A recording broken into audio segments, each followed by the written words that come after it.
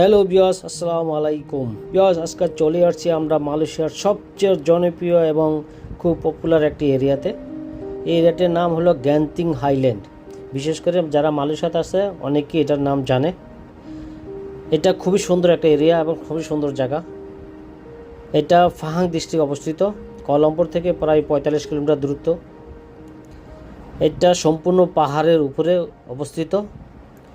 তবে পাহাড়ের উপরে উঠতে হলে নিচ থেকে অবশ্যই ক্যাবেল কারে উঠবেন। ক্যাবেল কারে খুবই সুন্দর একটি আনন্দময় জার্নি হবে। ক্যাবেল কারটা উপরে উঠলে, ক্যাবেল কারটা নিচ থেকে উপরে উঠতে হলে প্রায় 1000 মিটার উঁচু।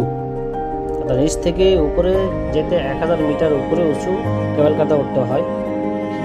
এখানে ভিতরে পার্ক আছে, বিভিন্ন ডিজাইনের বাচ্চাদের খেলনা আছে, বড়দের খেলনা পার্ক আছে।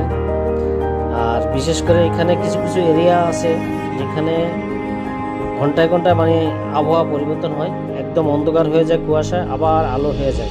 আমি সেই ভিডিওটা আমার পরিবর্তে আরেকটা ভিডিওতে আপলোড দিব। ইনশাআল্লাহ এই ভিডিওটা দেখবেন এবং সবাই আমার ভিডিওটা বেশি করে শেয়ার করে দিবেন। যদি ভালো লাগে অবশ্যই লাইক কমেন্ট করে ফলো দিয়ে পাশে থাকবেন। আর এইখানে প্রতিদিন কোটি কোটি টাকা লেনদেন হয় জুয়ার। সেই গ্যান্তিং হাইল্যান্ড নাম করা কি ছিল।